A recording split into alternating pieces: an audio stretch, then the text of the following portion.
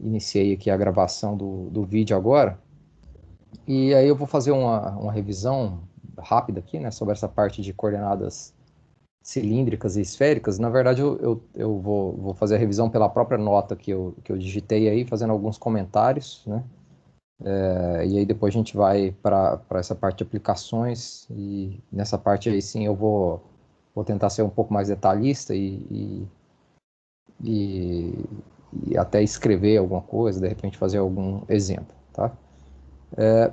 Bom, essa parte eu até coloquei o título aqui, né? Mudança de variável, coordenadas cilíndricas e esféricas, né? É porque isso aqui é uma aplicação, né? Uma aplicação daquele teorema de mudanças de variáveis, né? Que basicamente, né, dizia que você consegue, se você tem uma transformação, né, que é uma abjeção entre duas, no caso aqui, duas regiões do R3, especificamente nesse caso a gente está preocupado com regiões tridimensionais, tá? Nessas duas aplicações aqui, né? Então, no caso de uma região do R3, se você tem uma bijeção entre essas duas regiões, né, que as funções coordenadas são diferenciáveis e o jacobiano, né, que é aquele determinante daquela matriz, é diferente de zero, aí a gente pode afirmar que a integral sobre a região que está na imagem, né, dessa transformação, normalmente a gente denota por R, ela é igual à integral sobre a região que está no domínio dessa transformação. Digamos, nesse caso específico é uma transformação T aqui, né? Então, que está no domínio dessa transformação, só que ajustando ali o elemento de volume, nesse caso, pelo jacobiano, né? Pelo jacobiano da função, o módulo do jacobiano, para ser mais exato. Então, a gente já fez essa aplicação desse teorema para um sistema de coordenadas bastante útil, e que é muito semelhante a esse que eu vou falar agora, que é o sistema de coordenadas polares, né? Aqui no sistema de coordenadas cilíndricas, a ideia é a mesma. O que muda, né? Muda que você tem mais uma dimensão, você tem o eixo Z aqui, né? No plano XY, você tem o plano XYZ, né? Porque você está com uma coisa em R3, uma região em R3.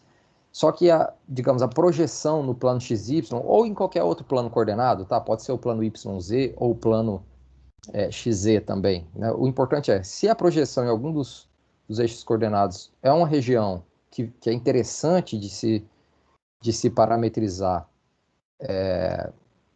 por coordenadas polares, a gente pode fazer o seguinte: parametriza aquelas duas primeiras coordenadas ali, x e y, né, ou aquelas duas onde a região é interessante ser parametrizada em coordenadas polares, né, como sendo coordenadas polares, né, ou seja, uma das coordenadas é r cosseno θ e a outra é r seno θ, né, e a outra você deixa ela igual, a transformação, digamos, ela é identidade nessa última coordenada, né. Então, o que vai acontecer aqui na prática, né? Por exemplo, você tem uma região, aqui eu fiz um exemplo específico só para ilustrar isso e mostrar que muitas vezes é interessante fazer isso mesmo, né? Que é o caso de que você tem uma região aqui, nessas coordenadas R, θ e Z, é um retângulo aqui. Essa região S é um retângulo. Quando você faz essa transformação que eu estou falando nesse retângulo, lá no sistema XYZ, né? Sistema ou cartesiano ou retangular, né? A gente usa essas duas terminologias. Vai ser, na verdade, um cilindro isso aqui, né? Que se você pega um raio variando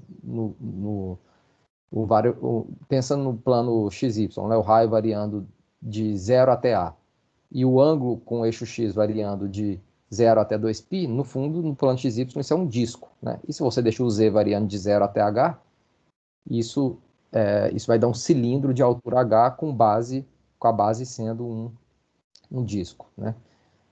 Então, isso aqui, essa transformação, ela leva esse negócio aqui, que eu falei um retângulo, né? Mas nesse caso aqui é um paralelepípedo reto, né? Essa é uma caixa, leva essa caixa aqui, né? Em um cilindro do outro lado, né? Então, para integrar sobre um cilindro, seria algo a priori, né? Usando coordenadas cartesianas, que poderia ser um pouco difícil, né? Então, a gente pode fazer essa mudança de coordenadas aqui, aplicar o teorema de mudança de variável que eu acabei de explicar aqui, tá vendo? E sair dessa região R, que é um cilindro, e ir para uma região S, que na verdade é um paralelepípedo reto, tá vendo? A essência da coisa é essa. O que muda aqui do lado direito dessa equação? Muda que você primeiro passa para as variáveis r θ, né? Como? Aplicando aqui r θ e z, na verdade, né? Ou seja, a parte que depende de z se mantém, né?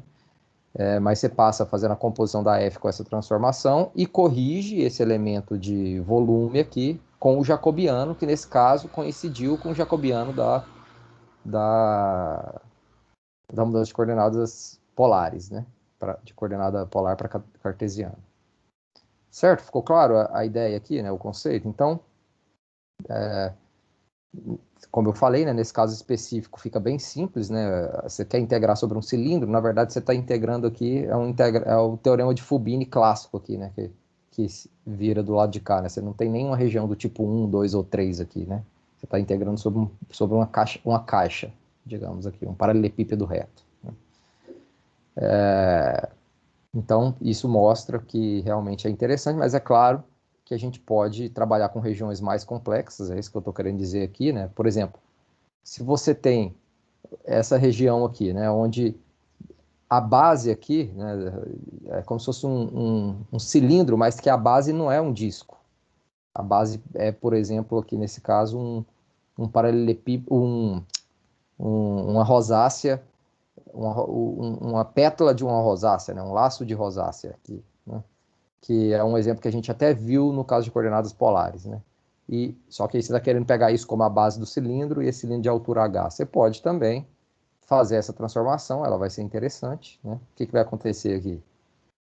Quando você faz essa transformação, né, para essa região aqui, né, descrita em coordenadas... Aqui ficou faltando o z, tá, pessoal? Desculpa, depois tem que corrigir, tá? É r θ z aqui, né? É uma região de R3, tá vendo? O z está variando de 0 até h. Mas aí o que vai acontecer aqui na integral, né? Aí dei uma olhada lá no exemplo, eu até coloquei aqui, né? Exemplo 1.2 lá da nota sobre coordenadas polares, mas o que vai acontecer é que você quer integrar uma determinada função sobre essa região, que é um cilindro, né? Onde a base é esse laço de rosácea. Você integra aqui, digamos, em cima dessa rosácea aqui, né? Que seria a projeção aqui no plano XY, né? E depois integra com relação a z, fazendo a correção pelo jacobiano. Né? Isso acontece justamente por causa dessa transformação que a gente está usando aqui. Né? Aí você precisa dar uma analisada lá naquela região, né, dar uma lida nesse exemplo para entender bem como que eu montei essa integral aqui. Né? Então, assim, em essência, o que acontece? Né? Aquilo que eu comentei no começo. Sempre que você escreve sua região como sendo um produto cartesiano aqui, de uma região que é interessante, aí tem uma subjetividade aqui nisso que eu estou falando, tá? Mas que é interessante essa região D aqui, se escrever ela em termos, né? Ou descrever ela em termos de coordenadas polares, né? Vai ser interessante também usar o sistema de coordenadas cilíndricas. Tá? Isso que tem que ficar claro na prática, é mais isso que vocês vão ter que se preocupar. Vocês vão olhar para uma determinada região ou para a descrição de determinada região e vai falar assim, opa, essa região aqui, quando eu projeto lá digamos, no eixo XZ, isso é uma região D que é interessante tomar X como R cosseno θ e Y como R seno θ, e Z como R seno θ. Né? Então, veja, você não precisa pegar sempre o X como R cosseno θ e o Y como R seno θ. Né? Pode ser o Z, por exemplo, como R seno θ, que é até o exemplo que eu dei aqui. Ó. Né? Se essa região D aqui, que está no plano XZ, é boa de se descrever em coordenadas polares, o que acontece na prática? Né? Digamos aqui, você pode integrar primeiro com relação à variável y, que está variando aqui como uma região, digamos, do tipo 1, né? E depois integrar sobre essa região D, né? E aí você pode usar a mudança de coordenadas, que foi o que eu escrevi aqui, né? Polares, né? Então, na prática, coordenadas cilíndricas é isso. É como se você estivesse usando coordenadas polares, mas resolvendo uma parte do problema primeiro, né? E caindo para um problema de duas variáveis. Quer um exemplo disso? Né? Aqui um exemplo, né? Você considera o sólido aqui delimitado por um cilindro, né? E por dois planos aqui, né? Dois planos não, né? Por um plano e por um... Aqui. Deixa eu ver se eu fiz o desenho. Isso aqui, né? Mas essa superfície, esse aqui é o cilindro, né, essa parte azul, e esse roxo que está lá dentro é esse paraboloide, né? E aí está delimitado aqui no plano y igual a 4 também. Quando você projeta isso aqui no plano zx, né, ou no plano y igual a 0, isso é um disco, né? Um disco aqui no caso de raio de raio 1, né? E esse disco de raio 1 aqui tá errado, tá? Desculpa, acabei de ver aqui agora, que na verdade era para ser x quadrado menos z ao quadrado, né? Deixa eu ver se aqui eu coloquei certo, né? Menos z ao quadrado. Então, isso seria o disco de raio 1 no plano zx, né? Então, o que acontece? Essa ideia aqui, né? Você pode primeiro integrar aqui na variável y, que seria isso, variando desse paraboloide aqui até esse plano y igual a 4, e depois integrar sobre esse disco, que você consegue descrever, né? Esse disco D aqui, né? Que você consegue descrever facilmente em coordenadas polares, né? Então, como é que é essa conta aí, né? Integral sobre R, dessa função aqui, né, uma função dada, ela vai ser a integral do paraboloide até o plano y igual a 4, com relação a y, dA, né? E aí, quando você cai nessa integral dupla, você pode usar mudanças de coordenadas polares, né? Então, só estou mostrando para vocês aqui como é possível você resolver um problema envolvendo coordenadas cilíndricas, na verdade, caindo num problema de coordenadas polares, né? Pela própria cara da transformação fica meio evidente isso, né? Que essas duas coisas estão intimamente relacionadas, tá? Ou você poderia diretamente montar a integral, identificando essa região aqui, né? Como sendo uma região cilíndrica, mas a transformação que está aqui em cima, aquela transformação que eu dei inicialmente, apesar do jacobiano ser o mesmo, ela ia mudar um pouco, né? Ia ficar R cosseno θ, Y aqui e R seno θ. Tá? Então tem que tomar esse cuidado. Essa transformação ela muda, né? Se você quer fazer diretamente, quer montar a integral aqui com os limites de integração aqui diretamente. Mas você ia cair, no fim das contas, exatamente... Digamos, qual a integral que você ia cair no fim das contas aqui, né? Você ia cair nessa aqui, ó.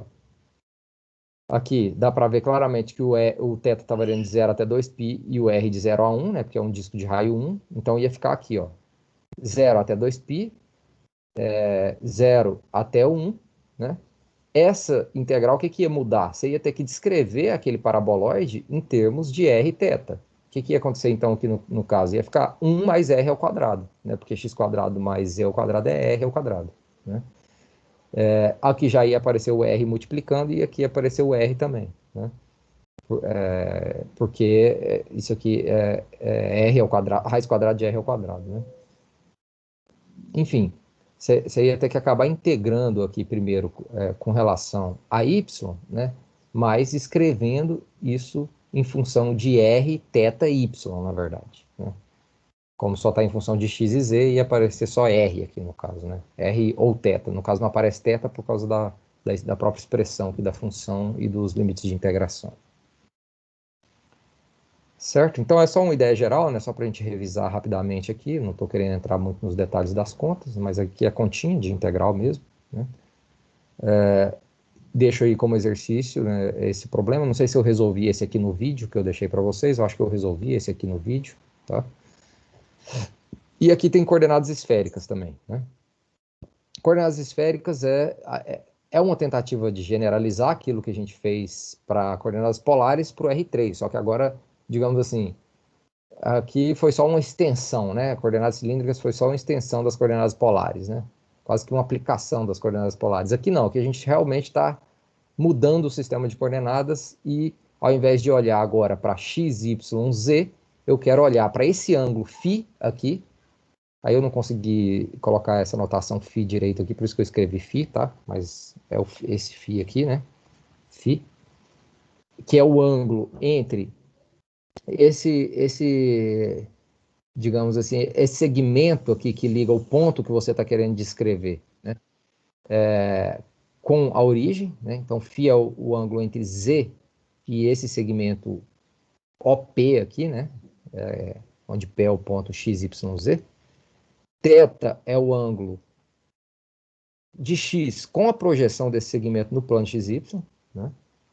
E Rho, né, aqui vai ser o comprimento desse segmento. Se você tem essas três informações, né, esses dois ângulos e o comprimento desse segmento, você tem descrito exatamente quem é esse ponto aqui no plano, no espaço XYZ, né? Aí a pergunta é, qual a relação, né, entre esse novo sistema de coordenadas, né, que envolve esses dois ângulos e esse comprimento, com o sistema XYZ, né? E aí é uma questão de você fazer conta, né? Aqui a gente já sabe, né? Quando você projeta aqui, chama de R esse segmento de baixo, a relação entre θ, R, x e y, ela é conhecida, né? Que vai ser o quê? Coordenadas polares aqui, né? R cosseno θ vai ser o x, né? E R seno θ vai ser o y lá, né? Então a gente precisa escrever esse R, na verdade, em função de ρ, desse ρ aqui e desse ângulo φ, né? E, na verdade, fica evidente aqui que quando você coloca aqui, se a gente colocasse uma retinha, deixa eu ver se eu consigo editar isso aqui. Eu estou usando o mouse aqui, né? Não sei se vai ficar muito bom. Opa. Esquece que eu fiz. Esse lápis aqui não é, ele é bom para... Ah, não, deixa, né? Eu só estou querendo... Eu não sei como que edita aqui no próprio... Deixa eu ver se... não é por aqui, não. Deixa. Então vamos continuar aqui, né? Só estou querendo dizer o seguinte. Se a gente olha aqui para essa retinha, né, que liga aqui o eixo Z com o ponto P de forma horizontal, né, paralela ao plano XY, isso aqui é exatamente o segmento R transportado aqui para cima, né? Se pegar esse segmento R e transportar aqui para cima, ele vai ligar aqui. Então, quem que é esse R? Ele é o cosseno de φ, né? Quer dizer, o cosseno de φ é o quê? É o cateto... É o cateto... Quer dizer, né? O cateto adjacente, né? Aqui, que seria o Z, justamente a altura Z. Eu vou colocar isso aqui só para ficar mais fácil para vocês. Então, imagina aqui que esse aqui é o segmento R aqui, né? Tá muito ruim isso, né? Mas que é o segmento R. Então, aqui, justamente aqui a gente está na altura Z, né? Então, quem que é o cosseno de φ? Vai ser o cateto adjacente, que é o Z, comprimento de Z aqui, né?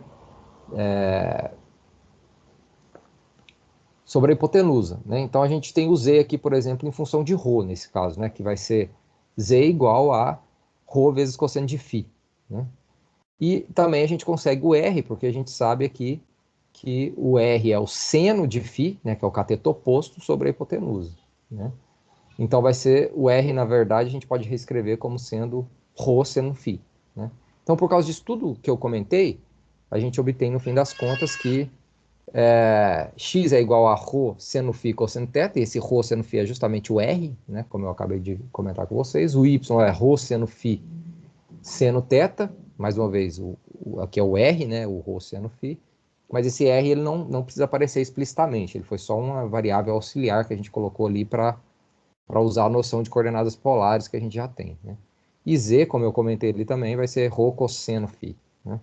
Então essa é a relação, essa é a transformação que vai ser interessante para a gente aqui, que a gente chama de coordenadas esféricas, né? E por que ela é interessante, né? O primeiro exemplo mais trivial é justamente esse aqui, né? Que ela leva um paralelepípedo reto, né, em uma esfera, né? Então você consegue descrever por meio desse sistema uma, uma esfera, né, por meio de um paralelepípedo reto. E a gente sabe que é muito mais fácil integrar sobre a região delimitada por um paralelepípedo do que por uma esfera, né? Os intervalos de integração, se você considera uma esfera, por exemplo, envolveriam funções com raiz quadrada, de x quadrado mais y quadrado, enfim. É muito mais fácil integrar sobre um retângulo. Então, esse é o objetivo aqui, né? Mas é claro que você não precisa necessariamente estar com regiões tão simples assim, né? Você pode estar com regiões mais complexas que pode ser interessante também fazer essa mudança, né? Um exemplo disso. Antes disso, né? Já que essa é a transformação, quem que é o jacobiano? O jacobiano é justamente esse determinante aqui, tá? Aí eu não fiz as contas, vou deixar para vocês fazerem essas contas aí. Mas se você fizer as contas, você vai chegar nisso, ou se você escolher essa transformação invertendo essas variáveis aqui, Você pode chegar com um sinal de mais aqui também, mas isso não importa, tá? Não importa porque o jacobiano sempre aparece em módulo aqui, né? Então, sempre que você faz a mudança de coordenadas esféricas para cartesianas aqui, né, no caso, você vai corrigir aqui o elemento de volume, né, por esse termo aqui, ρ quadrado seno φ, né? Então é isso que tem que se fazer na prática, né? Então, por exemplo, uma região dessas aqui, né, essa região aqui não é exatamente uma esfera, mas, quer dizer, você poderia até integrar aqui, usando como uma região do tipo 1, né? O z está variando desse cone aqui para essa esfera, para esse pedaço da esfera aqui, né? Mas, nesse caso, você pode também fazer essa mudança de coordenadas que vai aparecer uma região interessante, né? Como é que você vai enxergar aqui qual que é a mudança de coordenadas? Primeiro, usa a intuição aí, né? Você está vendo aqui que você tem você tem um apelo geométrico, né, para montar isso. Você pensa sempre num segmento que tem de tamanho ρ, um ângulo com eixo Z e um ângulo aqui com eixo X, né? Então, por exemplo, aqui, já dá para ver que o ρ está variando de um valor fixo aqui, né? Valor fixo aqui. O ρ não, quer dizer o φ, né? O ângulo φ. Ele está variando de um valor fixo, porque o cone aqui, você dá para ver que ele é uma reta, né? Aqui é como se fosse uma convolução de uma reta, né? Então você pega um ângulo φ fixado e gira isso, digamos. Isso dá um cone, né? Então você tem que descobrir quem que é o ângulo φ aqui, que está relacionado com esse cone, né? E vai variar desse ângulo até aonde? Até o φ igual a zero, que é quando está paralelo aqui ao eixo Z, né? Então, por exemplo, para você descobrir aqui qual é esse ângulo, basta resolver isso daqui, né? A região acima do cone é justamente z maior ou igual do que a equação do cone, né? Mas quando você substitui aqui o x e o y como sendo r seno φ, cosseno θ, r seno φ seno θ, né? Você vai chegar aqui, o ρ cosseno φ é igual a ρ seno, é maior ou igual que ρ seno φ, né? O ρ aqui não importa, né? Como era de se esperar, como eu comentei aqui, né? Isso é caracterizado apenas pelo φ, né? A fronteira ou a parede desse cone, né? Então, você tem, na verdade, que o φ aqui, ele, na parede do cone, ele é π sobre 4, tá vendo? Porque o cosseno φ é igual ao seno φ em π sobre 4, né? Então, vai variar de onde até onde? De zero, na verdade, né? Tem que começar do menor para o maior, né? Eu falei da parede até o zero, né? Mas é do zero, né? O φ igual a zero, que é quando está paralelo ao eixo Z, até essa parede, que é, no máximo aqui, φ sobre 4. Esse é o cone. Se você quiser descrever esse cone aqui em coordenadas esféricas, como é que você descreve ele? Esse aqui é o cone φ igual a π sobre 4, né? Veja como é simples descrever um cone em coordenadas esféricas, né? Pelo menos um cone que tem vértice ali na origem, né? É só você falar o ângulo, né? Φ igual a π sobre 4, nesse caso aqui, né? Que é isso que eu estou comentando aqui, né? Aqui. Bom, então, uma vez que você tem a variação de φ aqui, né? Você precisa pensar agora o seguinte, e o ρ, né? Quando eu estou aqui, em φ igual a π sobre 4, o ρ vai variar de zero até onde? Até a parede dessa esfera aqui, né? E, na verdade, isso acontece sempre, né? Quando você está variando esse φ ou θ, ou quando você está girando nesse sentido, sempre o φ vai variar de zero até a parede dessa esferinha de cima, né? O ρ, quero dizer, né? O ρ sempre vai variar de zero até a parede dessa esfera, né? E aí, o que você precisa fazer, então? Descrever essa esfera aqui em coordenadas esféricas, né? Então, olha aqui. Então, vai de zero até a esfera, né? Mas a esfera é dada pelo quê aqui? Professor, Rho quadrado. Oi, pode falar. ela vai variar na esfera enquanto ela estiver na parte de cima da esfera. Quando estiver naquele cone, ela vai variar pelo cone, não? Não, ela vai variar na esfera, mas até a esfera, né? Deixa eu mostrar aqui o desenho de novo. Ó, se você está aqui, imagina, para qualquer ângulo φ que você pegar entre π sobre 4 e 0, mesmo que você esteja em cima dessa parede, que faz parte da região, né, o ângulo ele vai variar. O ângulo não, o tamanho desse comprimento, desse ρ aqui, vai variar do zero, né? Que você tem que pegar todos os pontos que estão em cima dessa. Vamos pensar nessa retinha aqui, né? Você tem que pegar todos os pontos que estão em cima dessa retinha até chegar aonde? Você não pode essa fronteira aqui, né? Você ultrapassa essa fronteira quando? Quando você ultrapassa a esfera. Então você pode variar de zero até essa esfera aqui. Tá vendo? Entendi. Entendeu? Então, aqui no caso, a gente precisa descrever essa esfera em coordenadas esféricas, né? E aqui, na verdade, como é que está a equação da esfera? Só para lembrar, né? x² mais y² mais z² igual a z. Na verdade, não é uma esfera centrada na origem, ela está centrada ali em, acho que 1 sobre 2, né? Então, mais x² mais y² mais z² é exatamente o ρ. Lembra aqui, ó. O ρ aqui, ó, as coordenadas... O ρ é a distância é o ρ², na verdade, né? O ρ é a distância da origem até esse ponto, né? E a distância da origem até esse ponto é a raiz quadrada de x² mais y² mais e², né? Assim a gente consegue concluir o que aqui, ó? Que ρ ao quadrado, né? Que é x² mais y² mais e², né? É igual a z, né? Por causa dessa equação que está aqui em cima. x² mais y² mais e² igual a z. Mas z em coordenadas esféricas é ρ cosseno φ, né? Então aqui você pode dividir por ρ dos dois lados.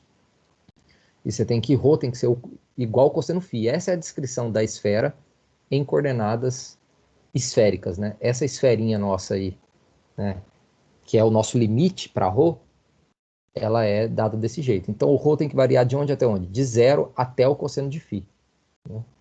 Que é isso aqui, ó, que eu escrevi aqui.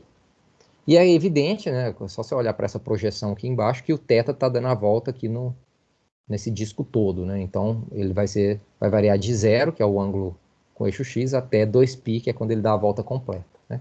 Se eu quisesse, por exemplo, só a parte dessa região que está no primeiro octante aqui, né? Digamos, dentro aqui desse primeiro octante, eu iria deixar o θ variando só de 0 até π sobre 2, né? Aí eu ia explorar só essa parte, esse recorte aqui dessa região. Mas como eu estou pegando a região toda, essa casquinha de sorvete toda aí eu preciso variar o θ de 0 até 2π, né? Beleza? Um detalhe que eu não deixei explícito aqui, sempre o seu φ, é uma coisa que acabou surgindo em alguma aula de dúvida aqui, né? Nessa transformação aqui, tem que tomar cuidado. Veja que eu coloquei o φ aqui variando de 0 até 2π, quis pegar uma esfera inteira, né? E de fato, φ só pode variar de 0 até π. Por quê? Porque eu estou pegando o θ variando de 0 até 2π. Se você deixa o φ variar mais do que isso, né? Ou seja, pensa nessa figura aqui. Se você deixa o φ e além do eixo, da parte negativa do eixo z aqui, né? Esse segmento, você acaba contando duas vezes a mesma parte da região. Isso vai dar problema na integral, né? Você não pode contar mais de uma vez, porque você vai somar o mesmo volume várias vezes, né? Ou mais de uma vez, isso vai alterar a integral, né? Então tem que tomar esse cuidado, né, de nunca fazer uma parametrização deixando esse φ aqui variar mais do que até π. Aqui, tá? Só uma observação, um detalhe aí que acabou surgindo. Então aqui eu faço a integral, né? Como é que eu monto essa integral? O ρ está variando de 0 até cosseno de φ, né, que é aquela esfera. O θ está variando de 0 até 2π e o φ variando de 0 até π sobre 4, que é aquele cone, né? E aqui, isso aqui é o jacobiano, né? Como eu quero calcular o volume, só vai aparecer o jacobiano aqui. Então aí é uma questão de fazer contas, né? Essas contas não são muito difíceis. Você vai ter que fazer uma substituiçãozinha aqui, né? Mas nada muito complicado, né? Se você tentar resolver isso aqui usando coordenadas cilíndricas, vai dar certo também, tá? Basta você ver aqui que essa região, que é a projeção aqui embaixo, ela é uma região boa para escrever em coordenadas polares, então naturalmente vai ser bom para resolver isso em coordenadas cilíndricas, né? E deixo um outro exercício aí para vocês. Então, essa é a revisão da parte de coordenadas cilíndricas e esféricas, tá? Agora eu vou compartilhar com vocês uma outra tela aqui, só um minutinho.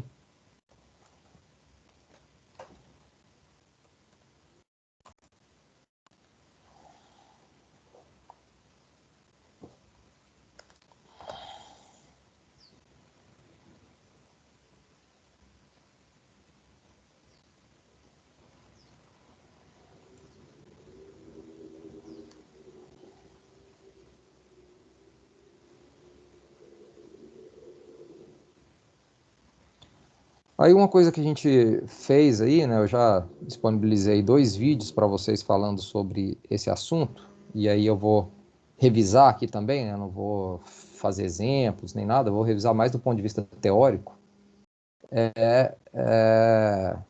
essa parte de aplicações, né, e essencialmente eu dividi em 2 partes, e os outros elementos que estão aí nas aplicações acabam aparecendo naturalmente quando você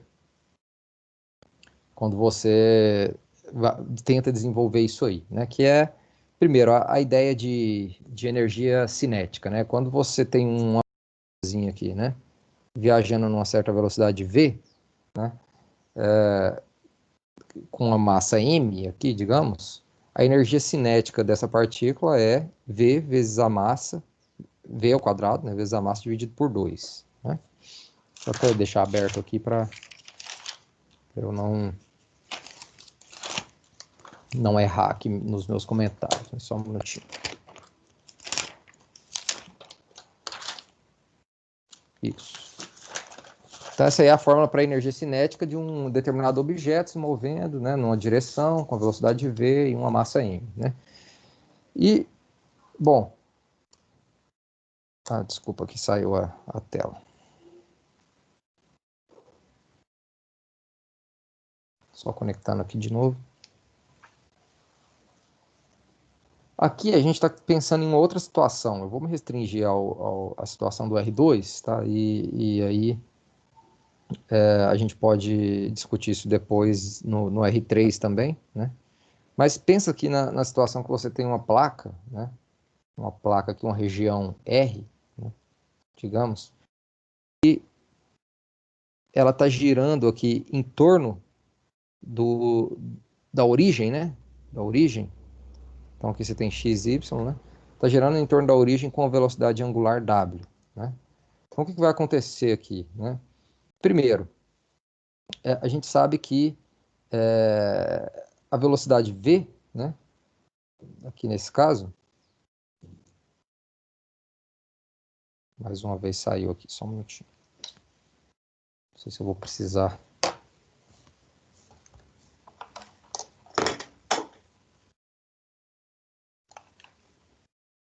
Só um minuto, pessoal. Tentando reativar aqui o...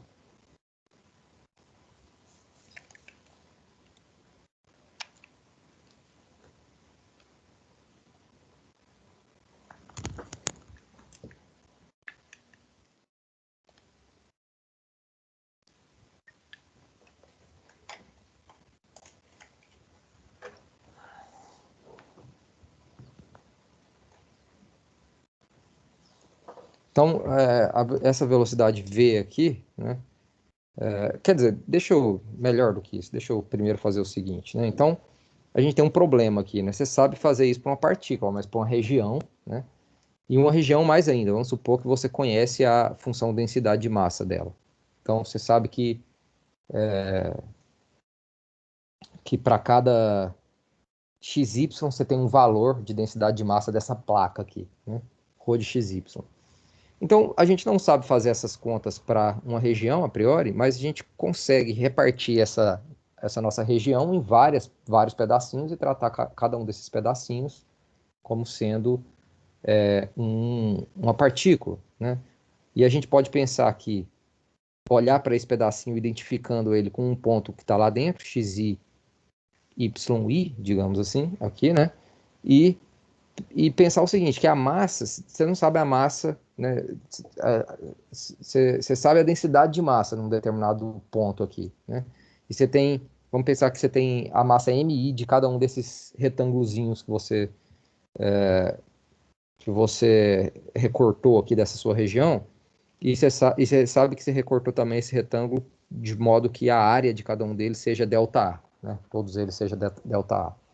Então você pode aproximar, né, a massa de cada um desses retângulos, ainda mais quando você faz uma partição bem refinada, né? Você tem muitos retângulos pequenininhos, então a massa dele vai ser a área, né, vezes a densidade de massa em algum ponto ali, né? Supondo que é um retângulo pequeno, né? Então você pode dizer isso aqui, que a massa é igual a mi vezes ΔA. E a velocidade, né, de cada um desses pontos aqui vai ser o quê? vai ser, digamos aqui, W, né, que é a velocidade angular, vezes a distância até a origem, né? Um RI aqui, digamos, né? Que na verdade a gente sabe que se você tem as coordenadas x, y, e vai ser W vezes xi ao quadrado mais yi ao quadrado elevado a 1 sobre 2 aqui, né? Que é justamente essa distância aqui, né? Essa distânciazinha aqui, RI, né? Então, quando a gente joga isso aqui, eu consigo calcular os KIs aqui, digamos, né? Quem que é o KI? Vai ser velocidade ao quadrado, então vai ser W ao quadrado sobre 2, né? Vezes essa distância aqui ao quadrado, que é xi mais yi ao quadrado, cada um aqui, né? Que é isso aqui, esse pedaço aqui ao quadrado, vezes a massa, que é ρ xi yi, vezes ΔA, né? Certo? Então, isso aqui digamos, a energia cinética de um pedacinho desses aí, né? Uma aproximação, digamos, né, dessa energia cinética. E qual que seria, então, a energia cinética da placa como um todo, que está girando ali em volta dessa origem? A energia cinética da placa como um todo é nada mais do que a somatória, com I igual a 1 até N, né, supondo que com N você cobriu toda a placa ali, né, dos KIs, né? Ou melhor dizendo, né, deixa eu já colocar aqui a fórmula correta, né? Vai ser o limite. Eu fechei aqui sem querer, desculpa, pessoal. Deixa eu abrir aqui de novo. Então,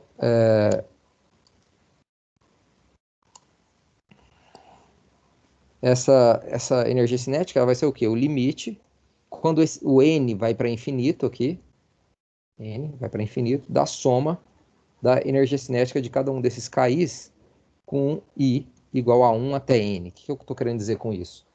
Quando eu mando N para infinito, eu estou querendo dizer que eu estou particionando isso aqui em cada vez retângulos menores. Então, estou cometendo erros menores aqui nessas aproximações que eu faço no meio do caminho, né? E quando eu tomo o limite com N indo para infinito, então eu estou fazendo uma coisa exata, digamos assim, né? E cada um desses KIs aqui vai ser uma aproximação para a energia cinética de cada um elemento. Quando eu somo todos, eu estou aproximando a energia cinética do todo. Quando eu passo o limite, eu estou exatamente na energia cinética, né? Estou chegando exatamente nesse valor que eu estou buscando. Então, isso é o quê?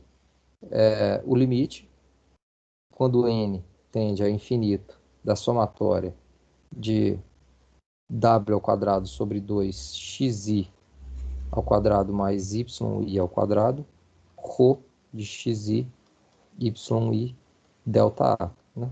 Isso nada mais é do que uma integral dupla, né? Claro, eu estou fazendo aqui só com uma somatória, né? Mas é a mesma coisa, sem perda de generalidade nenhuma. É uma integral dupla isso, porque eu estou fazendo essa somatória nas variáveis x e y. Eu só estou indexando tanto o x quanto o y no mesmo subíndice, né? Poderia ser xyj aqui, e esses ΔA serem retângulozinhos e não quadrados, né? Do jeito que eu estou fazendo, são quadrados. Mas, enfim, o ponto aqui é o seguinte, isso aqui, né, por definição, é a integral dupla, né?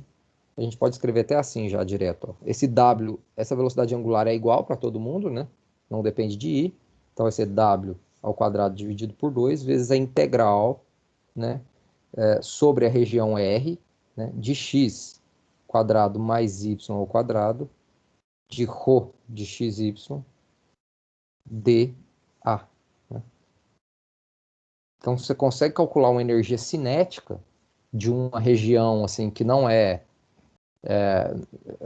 uma região que você conhece a densidade de massa dela, etc., e a velocidade angular, né, que está girando em torno de um determinado eixo, no caso específico aqui do eixo da origem, né, como sendo a velocidade angular ao quadrado multiplicado por essa integral que a gente dá um nome para ela, tá? Isso aqui a gente chama de momento de inércia, né? Denota assim I0, R, né, x quadrado mais y ao quadrado, ρ de xy dA é o momento de inércia.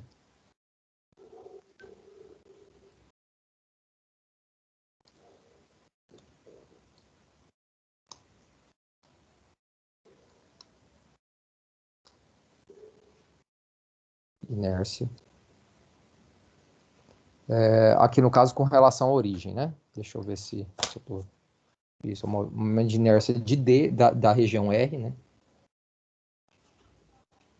Com relação à origem, né? A 0, 0. Tá bom?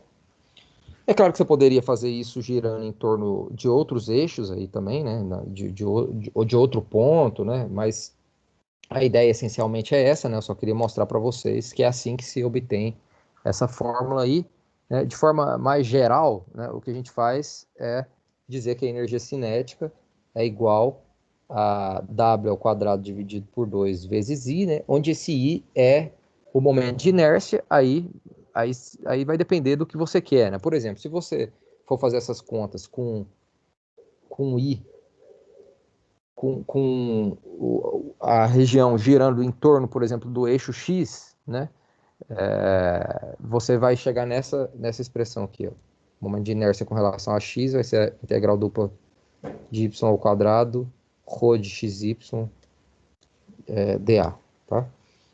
Se você fizer a mesma conta com o negócio girando em torno do eixo y, né, você vai chegar em outro momento de... O ponto é que você calcula a energia cinética desse jeito, você tem esses momentos de inércia aqui, ou com relação ao eixo X, com relação à origem, que é aquele que eu acabei de mostrar para vocês, ou com relação ao eixo Y, tá? O que na prática vai acontecer aqui? Você vai ter que resolver uma integral. Vai ser dada a função densidade de massa. Se eu te peço a energia, o momento de inércia, por exemplo, você tem que calcular uma integral, né? Então, não quero entrar muito nos detalhes da física, até porque nem tenho a capacidade de fazer isso, né?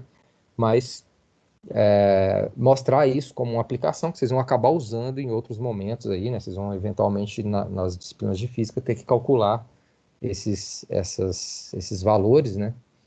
E pode ser, dependendo, né, do exercício, que você precise resolver uma integral dupla ou tripla, né? No caso de integral tripla, a ideia é a mesma, tá?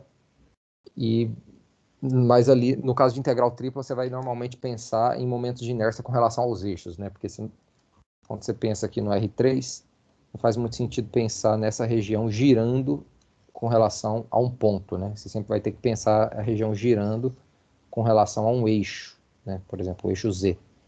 Você vai ter que pensar sempre ela girando com relação a um eixo, né? Quando você está com ela girando com relação a esse eixo Z, né? Aí essa distância aqui aí o momento de inércia I, que normalmente é denotado assim, né? I xy, né? Que é o momento de inércia com relação ao eixo Z, vai ser a integral dupla de x quadrado mais y quadrado ρ de xy aqui é a integral tripla, na verdade, né? dv, né? É xyz, ρ de xyz dv, né? Então, esse aqui seria o momento de inércia com relação ao eixo Z. Por que aqui parece só x ao quadrado mais y ao quadrado? Porque é essa distância aqui, né? Distância do eixo Z até o ponto aqui, né? Vai ser x ao quadrado mais y ao quadrado, né? Você olha a distância até o eixo de rotação, no caso, né? E a energia cinética continua tendo essa fórmula aqui, né? Onde esse I, no caso, vai depender de qual eixo que está girando, né? E aí você vai ter que calcular o momento de inércia com relação àquele eixo para chegar na fórmula da energia cinética, tá? Então isso é uma das aplicações, né? Outra aplicação que a gente viu é a questão do centro de massa, né? E para a gente se convencer de que da fórmula, né, para o centro de massa, basta fazer a mesma ideia de sempre, né? Você sabe, ou você induz, né, a fórmula ali para partículas, né, e aplica isso para aplica aquela fórmula, né, para estender isso para uma região contínua, digamos assim. Alguém perguntou aqui, professor, na prova vai ter essa aplicação da física? Pode ter, né?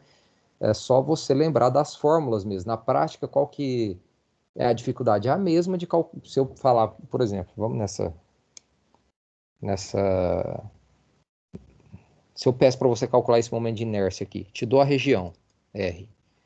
É a mesma coisa que eu pedir para você calcular uma integral dupla, te dando a função, né? Eu te dou a região R, te dou a densidade de massa e peço para você calcular o momento de inércia, né?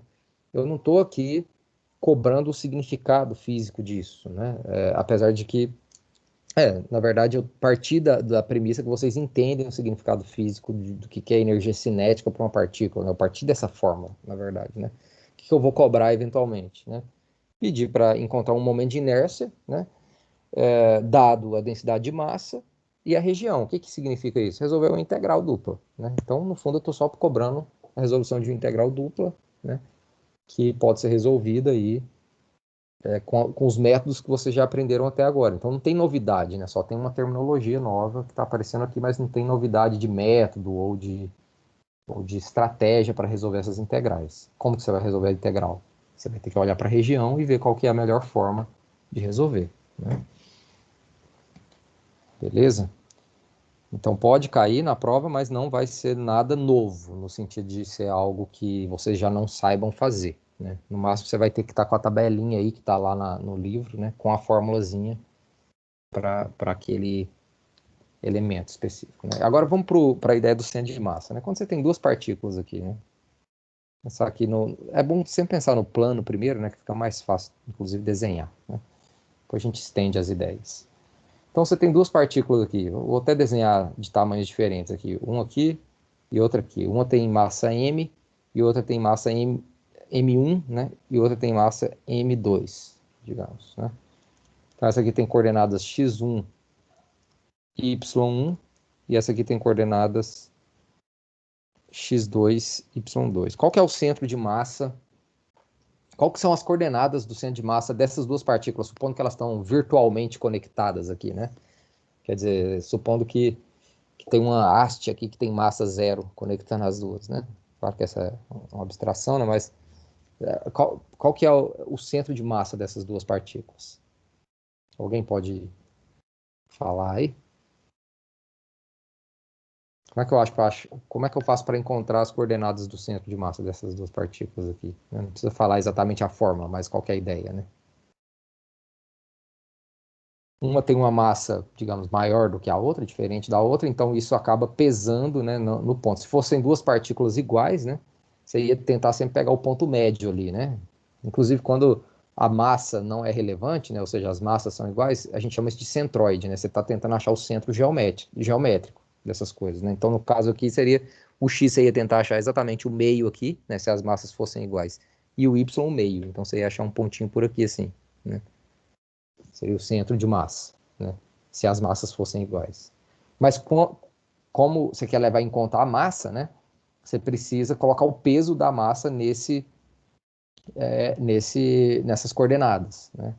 E aí, no fundo, o que você precisa fazer é encontrar, fazer uma média, né? Como você faz aqui para encontrar o x e o y, se as massas fossem iguais, mas ponderando pela massa, né? Então, o x barra aqui, digamos, vai ser o quê? Você vai fazer m1 vezes x1 mais m2 vezes x2, né? Tudo isso dividido pela soma das duas massas. M1 mais M2. E a mesma coisa por Y barra, né? Y barra vai ser M1 vezes Y1 mais M2 vezes Y2 dividido por M1 mais M2. Essa é a ideia aqui, né? Então, se você quer dizer, né, isso aí você está com dois elementos. Se tivesse com N elementos, né? Se tivesse com N elementos, como que seria N partículas aí, né? O x barra seria o quê? A somatória de I igual a 1 até N, né? De MI, estendendo essa ideia aí, né? MI, XI, né? Tudo isso aqui dividido por somatória de M, I com I igual a 1 até N, né? E, analogamente, o Y barra seria a somatória dos MIs, XI, I igual a 1 até N, dividido pela somatória dos MIs, né? A questão aqui é a mesma, né? Que a gente fez antes com a energia cinética. Beleza, para partículas eu entendi, né? É só você fazer essa média ponderada. Mas e se eu tivesse aqui, então agora, uma região aqui, assim, uma região toda maluca aqui, R, né? No plano, XY. Né? Qual que é o centro de massa dessa região? Né? Eu sei fazer para partículas, mas e para a região? É aquilo, preciso quebrar essa região em N sub-regiõezinhas aqui, que são retângulozinhos, e pensar em cada um desses retângulos como sendo partículas. Aplicar isso para cada um desses sub-retângulos e somar tudo isso. E passar o limite para que essa somatória seja precisa, digamos assim. Né? Fazer com que o tamanho de cada um desses retângulos tenda, digamos aí, a zero. Né? Então, no fim, o que vai acontecer aqui? O seu x barra ele vai ser igual a um limite de uma somatória com i igual a 1 até n da massa de cada um desses retângulos. Como é que vai ser a massa de cada um desses retângulos? Você tem que supor que você tem uma função de densidade de massa e que, se você está aqui com ponto xi, yi, a massa de mi vai ser a densidade de massa vezes a área desse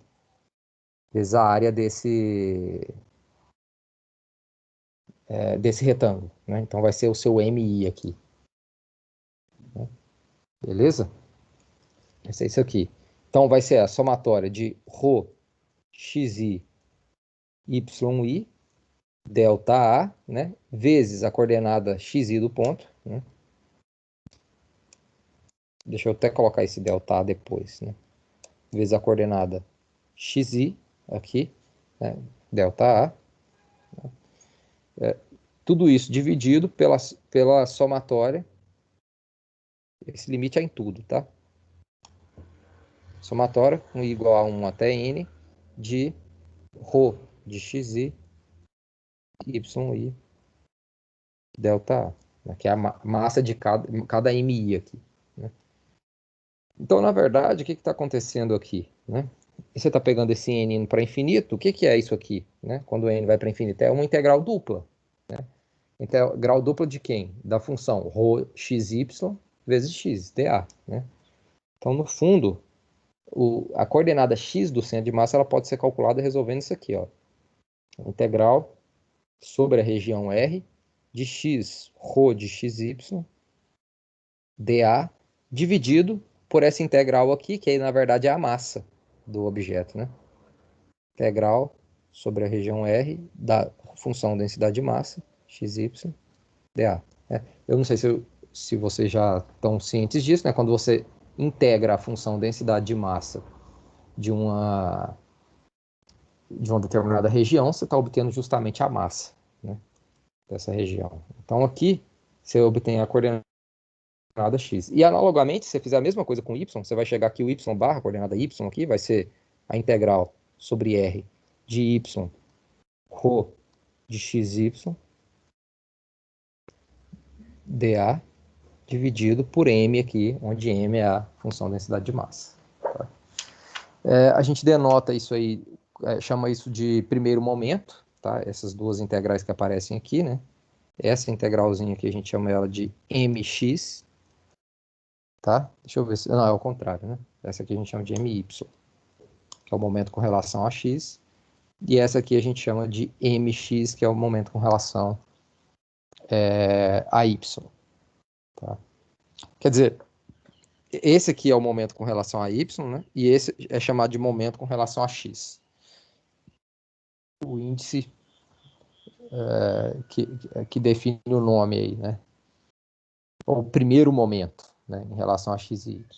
E aí dá para fazer uma coisa análoga, eu não vou fazer a revisão aqui para o caso de três variáveis, dê uma olhada no vídeo lá, mas aí você tem os momentos também com relação no caso de R3, você vai ter os momentos com relação a x, y, z lá também, e a notação vai ficar um pouquinho diferente, né? Mas aí eu vou deixar para vocês verem isso lá no vídeo. Eu só queria trazer essa ideia, né? Revisar teoricamente aqui, para vocês entenderem como que aparecem essas coordenadas do centro de massa a partir das coordenadas lá que a gente tem para para partículas, né, que vocês já conhecem. Então, a revisão é isso, pessoal. Eu vou encerrar aqui a gravação agora e fiquem à vontade para tirar dúvidas.